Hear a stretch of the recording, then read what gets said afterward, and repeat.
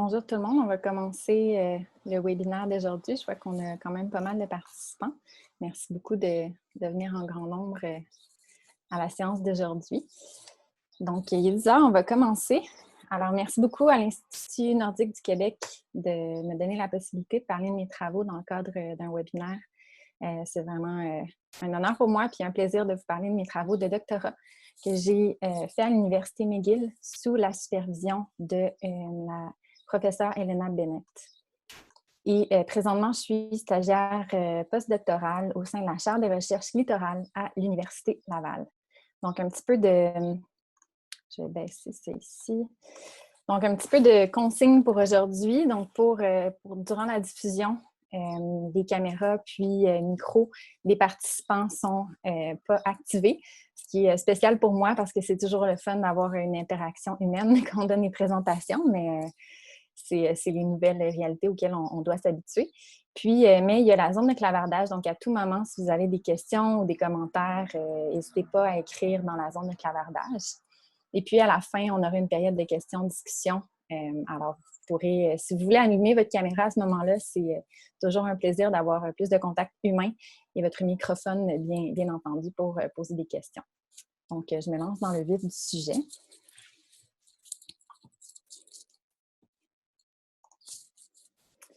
Aujourd'hui, je vais tout d'abord clarifier quelques termes en lien avec les recherches transdisciplinaires et collaboratives. Et puis, mon webinaire aujourd'hui se bâtit vraiment sur celui de Gwyneth Macmillan puis Alison Menzies la semaine dernière, qui se concentrait sur la recherche collaborative. Aujourd'hui, c'est un peu comme un exemple de certaines méthodes mixtes qui peuvent être utilisées dans le cadre de recherche collaborative au niveau du doctorat. Et puis, je vais parler de la communication des résultats auprès des communautés, la communication scientifique plus largement dans la société, et puis questions et discussions. Je vais essayer de rentrer tout ça en 25 minutes, la présentation, puis après, on pourra interagir. Recherche interdisciplinaire et transdisciplinaire, ce sont des termes qu'on entend très souvent. Eh bien, on va clarifier ces termes-là pour aller plus loin dans la présentation. Donc, recherche interdisciplinaire, c'est celle qui traverse les barrières disciplinaires. Et transdisciplinaire, on va un peu plus loin, c'est-à-dire qu'on traverse également les barrières académiques. Donc, on inclut des acteurs qui ne font pas partie du milieu universitaire dans le processus de la recherche, dans le but de répondre à des questions de recherche. Donc, tout dépendant de notre angle, ça peut être des membres de communauté, l'industrie, des décideurs politiques, etc. Et puis, la recherche collaborative, ensuite, ça peut être un type de recherche transdisciplinaire dans le sens où on intègre les communautés dans le processus, tout au long du processus de la recherche, mais pas nécessairement. Ça peut être une recherche qui est relativement disciplinaire. Par exemple, dans le milieu de la santé, on peut intégrer les communautés, mais souvent, quand on collabore avec des gens qui ne font pas partie du milieu académique, il y a des préoccupations de nature interdisciplinaire qui vont ressortir. Donc, c'est un cadre général qui comprend différentes approches à la recherche, qui implique l'engagement des communautés et des individus dans le processus de recherche, avec pour but de co-générer des connaissances afin de comprendre des problèmes complexes et de guider les politiques.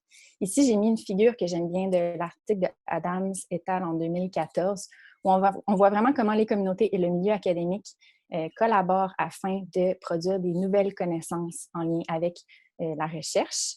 Et puis ça concerne toutes les étapes de la recherche, de la conception jusqu'à la dissémination. Donc, je vous invite vraiment à aller voir le webinaire de Gwyneth et Alison qui va plus en profondeur quant à la recherche collaborative. Et puis, les 3 ressources que j'ai mis dans le bas sont 3 articles écrits par des chercheurs en début de carrière et beaucoup destinés à cette audience. Puis, ça parle des défis associés à ce type de recherche-là au niveau de la maîtrise et du doctorat. Et on va d'abord se pencher sur la dimension disciplinaire de la recherche dans le Nord. Ici, c'est une figure d'un rapport de l'Université de l'Arctique qui a regardé toute la littérature scientifique en Arctique des dernières années. Et ce qu'on voit, c'est qu'il y a une dominance des sciences planétaires et les sciences sociales qu'on voit dans le bas en mauve sont assez minoritaires par rapport à d'autres types de recherche. Et ceci, c'est une figure qui provient d'un article que j'ai fait dans Arctic Science, une revue systématique de la littérature. Puis on a également trouvé que la recherche arctique, en ce qui a trait aux impacts des changements climatiques sur le milieu marin, est assez disciplinaire. Donc, les impacts des changements climatiques sont beaucoup étudiés de manière groupée. Donc, on a beaucoup de recherches, par exemple, sur les impacts des changements climatiques sur le milieu marin. Et ensuite, directement pour les communautés, par exemple, comment des changements dans la glace peuvent avoir des implications au niveau de la sécurité quand on voyage sur la banquise. Mais on a peu trouvé d'études sur les impacts qui traversent les frontières disciplinaires. Par exemple, quelles sont les implications culturelles de changements dans l'abondance ou dans la qualité des espèces animales? C'était une question qui n'était pas beaucoup explorée dans le cadre de ces articles-là. Puis, j'ai également trouvé que les articles qui faisaient le plus de liens entre les implications écologiques et humaines des changements climatiques étaient ceux qui avaient des approches collaboratives. C'est donc dire que collaborer avec les communautés, ça peut favoriser la coproduction de connaissances plus intégratives ou holistiques qui font le pont entre les différents types d'impacts. Puis, bien entendu, la recherche disciplinaire, c'est essentiel afin de bien comprendre les impacts de différentes pressions environnementales sur différentes composantes des systèmes arctiques, avoir une connaissance pointue de comment les impacts se manifestent. Par contre, si on étudie les systèmes écologiques et sociaux seulement de manière séparée, on risque de manquer des effets en cascade et des rétroactions qui ont d'importantes implications pour les sociétés et leur résilience. Donc, je vous invite à feuilleter ce rapport du Conseil de l'Arctique qui traite du sujet du point de vue de la résilience. Dans mon doctorat, j'ai donc visé à avoir une vision transdisciplinaire afin d'étudier comment l'écosystème marin, les services écosystémiques et le bien-être humain sont liés en Arctique et comment les changements de nature climatique ou écologique ont des implications pour les communautés. Beaucoup de ma recherche s'est déployée à Cambridge Bay ou Nunavut, qu'on appelle aussi Iqaluktutiaq en Inuit-Naktun, la langue locale, qui veut dire la place où il fait bon pêcher, parce que l'omble chevalier est une espèce extrêmement importante dans la région, pas seulement pour la nutrition, mais aussi pour la culture, les tissus sociaux, l'économie, une des plus grandes pêcheries commerciales d'omble chevalier dans le Nord. Donc, beaucoup de ma recherche s'est concentrée sur cette espèce qui est très délicieuse, soit dit en passant. Dans l'esprit d'une recherche collaborative, j'ai fait un séjour exploratoire et consultatif de 2 mois au début de mon doctorat dans la communauté de Cambridge Bay. Le but, c'était de me familiariser avec le contexte local sans nécessairement collecter de données. J'avais intentionnellement laissé certains de mes objectifs et questions de recherche de mon doctorat ouverts afin de pouvoir orienter ceux-ci de manière à répondre à des préoccupations locales. Et ici, j'ajoute une image d'une tasse de thé. Parce que je pense que tout le monde qui travaille dans le Nord avec des approches collaboratives sait à quel point s'asseoir avec les gens, partager une tasse de thé, c'est quelque chose d'important et surtout écouter. Puis j'ai cité ici Heather Castleden, c'est un article qui traite aussi de la recherche collaborative, qui dit « I spent the first year drinking tea ». Parce qu'effectivement, dans la première année, j'ai passé énormément de temps à boire du thé, à échanger, à écouter surtout les histoires fascinantes des gens.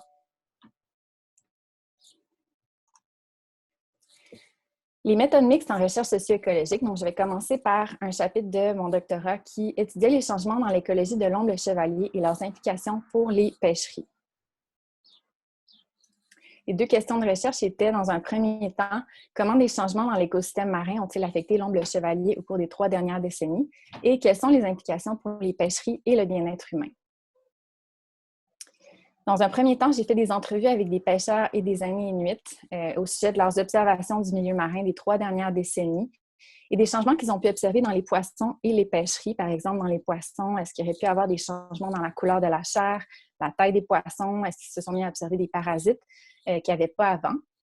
Dans les pêcheries, par exemple, à quelle rapidité les quotas sont-ils atteints? Est-ce que ça a changé? Donc, c'est le genre de conversation qu'on a eu.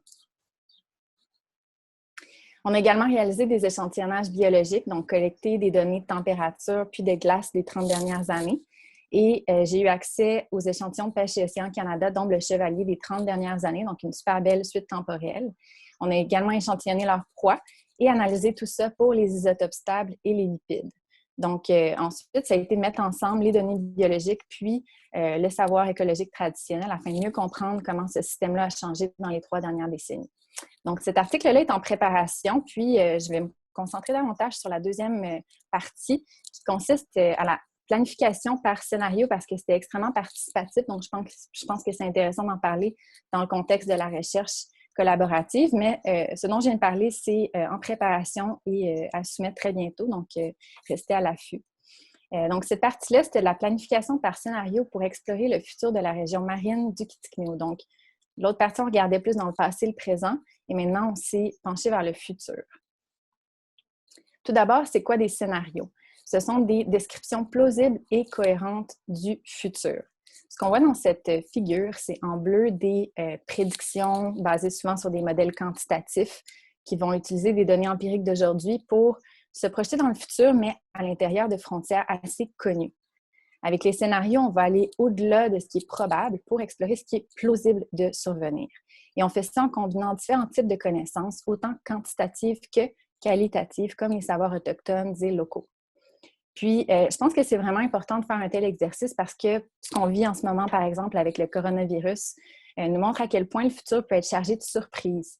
C'est vraiment important qu'on explore les possibilités d'événements imprévisibles et surprenants, ce que les scénarios peuvent nous aider à faire, afin de guider des politiques qui vont être résilientes à toutes sortes d'événements. Et souvent, avec les scénarios, on va se concentrer sur des moteurs de changement qui sont préoccupants pour les sociétés et qui risquent de causer beaucoup d'incertitudes dans le futur. Donc ici, les questions de recherche, c'est dans un premier temps, comment la région marine va-t-elle changer d'ici à 2050, donc la région marine du Kitikméo au Nunavut, et comment celle-ci pourrait-elle être gérée afin de favoriser la résilience. La planification par scénario, c'est utilisé à travers le monde, par exemple par les Nations unies, le GIEC, le groupe intergouvernemental d'études sur le climat. Mais jusqu'à maintenant, ça a été très peu utilisé en Arctique et encore moins de manière participative. Donc, beaucoup de mon travail a consisté à adapter ce type de méthodologie-là au contexte de l'Arctique canadien. Donc, cette figure-là qui provient d'un article que j'ai rédigé sur la méthodologie montre à quel point c'est un processus itératif où j'ai réalisé plusieurs consultations locales en même temps que je développais la méthode afin de m'assurer que les approches allaient être appropriées localement, puis interpellantes pour les gens. Ensuite, on va regarder la chronologie des consultations. Comme je l'ai mentionné tout à l'heure, au début de mon doctorat, j'ai fait un séjour exploratoire pour me familiariser avec le contexte. Puis à ce moment-là, j'ai parlé de l'idée des scénarios au Hunters and Trappers Organization, le HTO, afin de savoir ce qu'ils en pensaient. Parler du futur, ça peut être quand même plus ou moins bien reçu, tout dépendant des contextes culturels. Donc, je voulais m'assurer que ce serait bien reçu. Et sinon, j'aurais choisi une autre approche à ma recherche. Et aussi avoir leurs conseils sur comment procéder. Donc, par exemple, pour eux, c'était vraiment important que les aînés soient intégrés à ce projet-là de manière très active, donc ce que j'ai fait par la suite. Ensuite, en 2016, j'ai fait un stage dans un institut en développement durable, le Stockholm Resilience Center en Suède, pour justement me familiariser avec la planification par scénario, puisque là-bas, ils sont très spécialisés là-dedans. Ensuite, début 2017, je suis retournée à Cambridge Bay pour faire des sondages dans la communauté afin de savoir quelles étaient les préoccupations locales des gens par rapport au milieu marin. Donc, pour faire ça, j'ai passé tous mes week-ends, j'étais assise au Northern à la coop avec une table, puis je parlais à tout le monde qui passait, puis aussi plusieurs jours par semaine. Je faisais des annonces à la radio, présence dans les événements locaux. Donc, c'est toutes sortes de moyens que j'ai mis de l'avant là, pour rejoindre le plus de gens possible. Donc, j'étais bien contente là, d'avoir réussi à mobiliser beaucoup de monde pour répondre au sondage.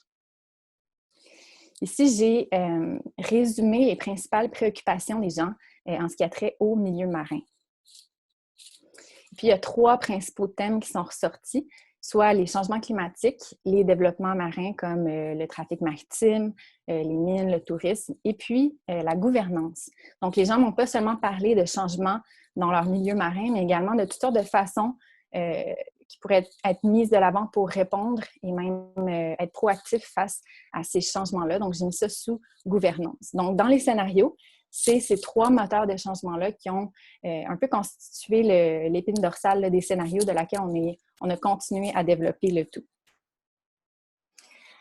Donc, une fois que j'avais identifié ces 3 principaux moteurs de changement pour le futur, j'ai réalisé une revue de littérature et aussi des modèles climatiques pour identifier les tendances climatiques pour la région du Kitikméo d'ici à 2050.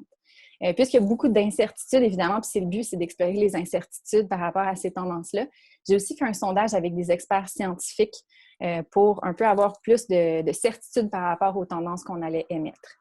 Une fois que j'ai eu ces tendances-là, j'ai fait 2 groupes de discussion au focus group en anglais qu'on appelle pour valider les tendances d'ici à 2050 et aussi un groupe spécifiquement avec les aînés pour discuter des valeurs qu'ils souhaitent maintenir dans le futur afin d'enraciner davantage les scénarios dans les valeurs locales.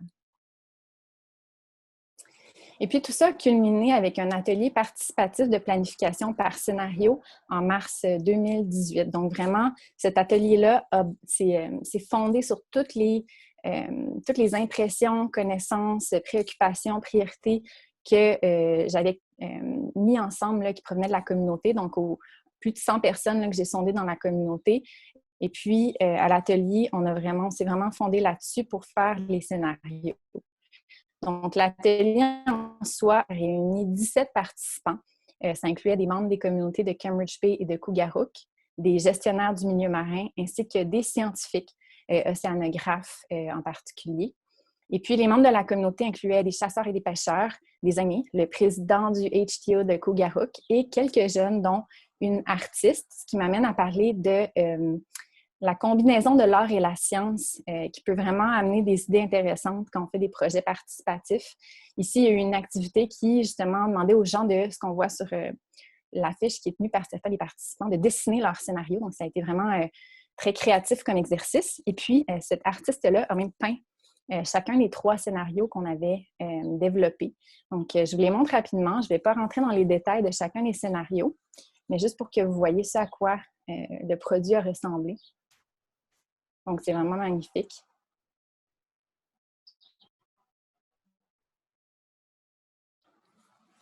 Et puis, j'ai rédigé un rapport de scénario. Donc, si vous voulez vraiment lire l'histoire, le narratif de chacun des scénarios, je vous invite à aller lire ce rapport-là.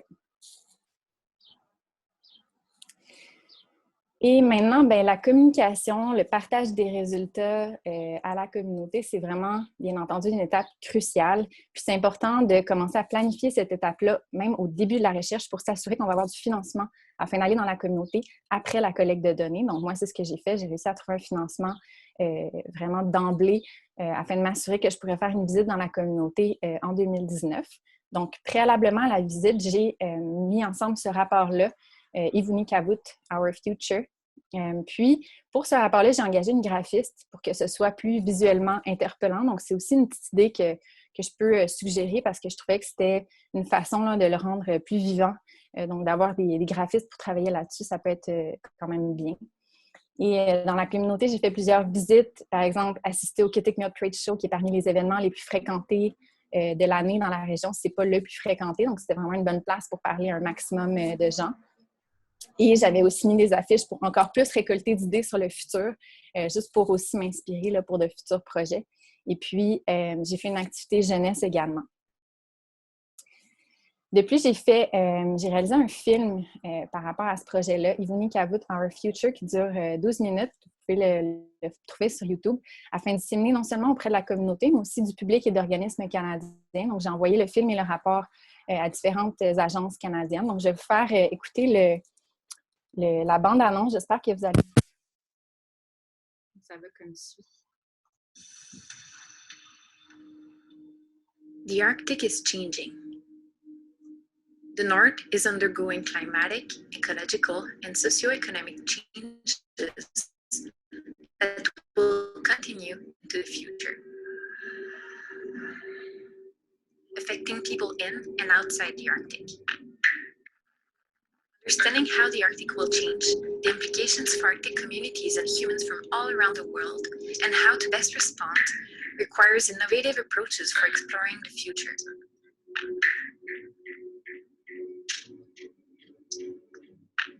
Scenario planning is a powerful technique for doing that. Scenarios are plausible stories about the future and how it might unfold. These stories can help people explore and prepare for opportunities and challenges that might arise in the future. We can also better understand what people want for the future.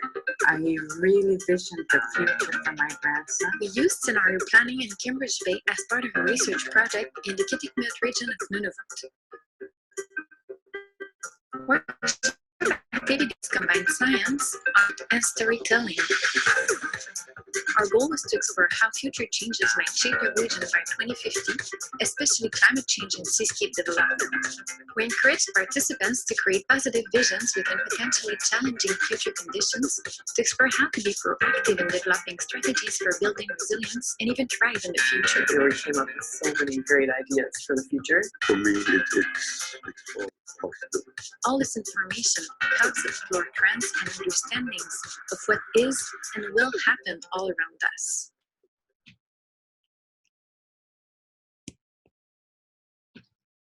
Pour la bande-annonce, j'espère que ça a bien sorti de votre côté. Et puis, ça vous donne le goût d'aller écouter le film au complet. Ça me ferait bien plaisir là, que davantage de gens l'écoutent.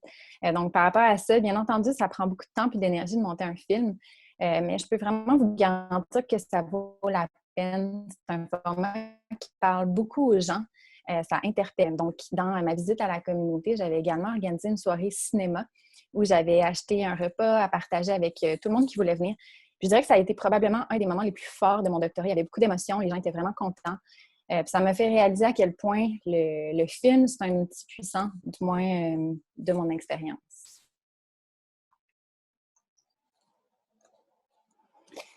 Puis pour finir, un petit mot sur la communication scientifique plus largement dans le public, puisque c'est quelque chose que je fais depuis plusieurs années, donc depuis que j'ai fait mon baccalauréat, donc ça fait plus de 10 ans là, que je fais de la communication scientifique en parallèle de mes études graduées.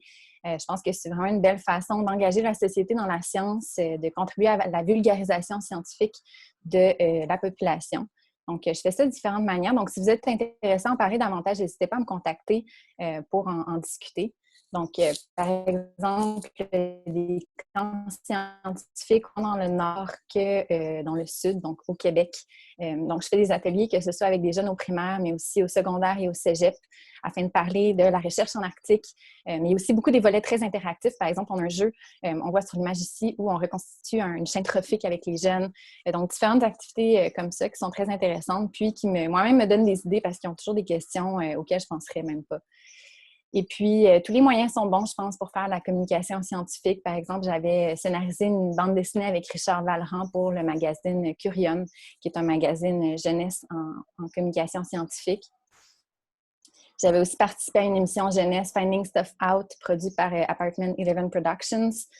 Puis un balado, le balado 20% parce que les femmes représentent 20% de l'effectif en sciences.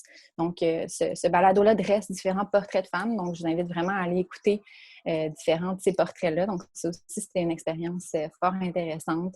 Puis, j'ai rédigé des articles pour différents médiums. Donc, à chaque fois, ça donne vraiment beaucoup d'idées pour notre propre recherche. Puis, ça nous apprend à être meilleurs à la vulgariser. Donc, quelques réflexions pour conclure. Alors, collaborer avec des membres de la communauté a été vraiment enrichissant, autant du point de vue professionnel que personnel. Ça m'a aidé à comprendre les changements écologiques ainsi que leurs implications socio-écologiques. Ça a aussi contribué à rendre la recherche plus pertinente pour la communauté puisqu'on a exploré certaines des préoccupations locales. Et je pense que c'est important de le dire, mais les chercheurs en début de carrière peuvent faire face à des défis associés à la recherche collaborative. Par exemple, on a une durée qui est assez définie dans le temps, 2 ans pour une maîtrise, 4 à 5 ans pour un doctorat, puis on doit rencontrer des exigences académiques qui peuvent souvent rendre plus difficiles ou stressantes des approches collaboratives parce que tout ça requiert du temps. Donc, je vous invite à regarder cet article-là qu'on a rédigé avec Gwyneth Macmillan sur le sujet.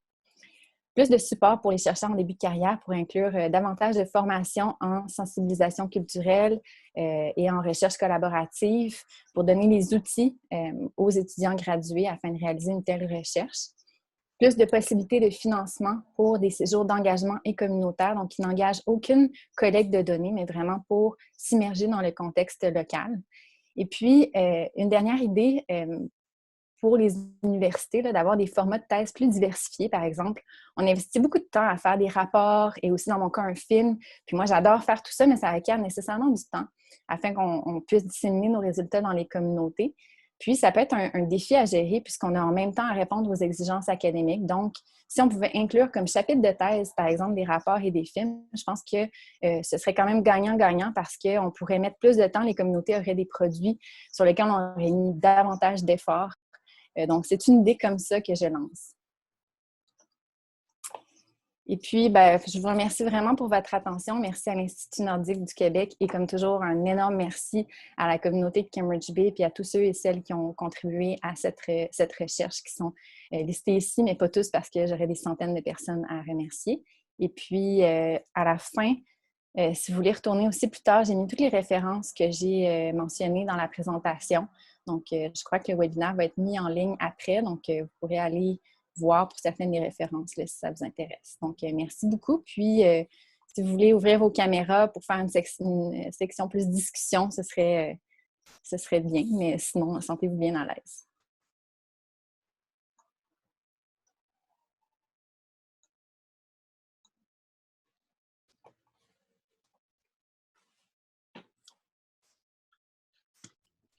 Bonjour, Marianne.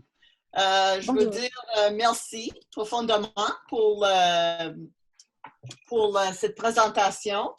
Puis, il y a un message. Oh, dis merci. Est-ce qu'il y a quelqu'un qui a une question pour Marianne?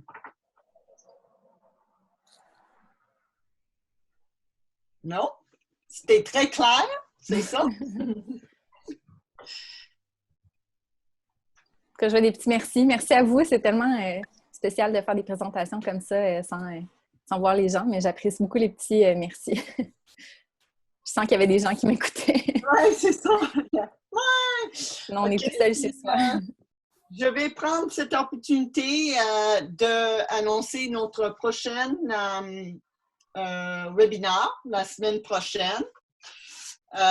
Ce sera Denis Sarrazin de Santé études nordiques qui va parler des préparations pour une mission nordique. On sait que cette année, il y a presque personne qui va dans le Nord parce que tout est fermé, mais c'est très important pour les chercheurs en début de carrière de savoir les étapes puis les formations à suivre avant d'embarquer dans un projet dans le Nord. Je pense que Marianne a parlé beaucoup de préparation en amont pour un projet de recherche. Puis Denis va parler plus des choses techniques. Donc, s'il n'y a pas des questions, je vois une question. Est-ce que tu continues à avoir des communications avec des gens dans la communauté de BRBIG? Donc, je peux répondre rapidement à ça. Oui, dans la mesure du possible. J'ai travaillé quand même plusieurs années dans la communauté, donc les gens on est devenus amis au-delà de la recherche, là, donc j'ai quand même beaucoup de contacts là, avec les gens dont je suis devenue très proche. Et puis, dans le cadre de mon postdoctorat, je souhaite continuer à travailler dans cette même région-là, donc on va continuer les contacts, oui, évidemment.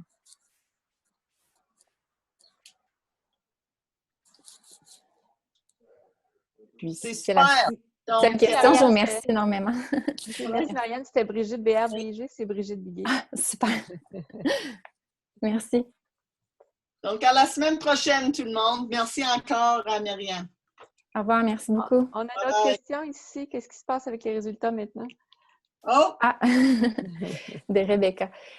Oui, ben ça, je suis encore en train de travailler sur les articles scientifiques. Donc, j'ai commencé par faire les rapports. Pour moi, c'était la section la plus importante, c'était de redonner à la communauté. Donc, j'ai travaillé en premier sur les rapports, puis le film. Donc, là, je travaille sur les articles scientifiques.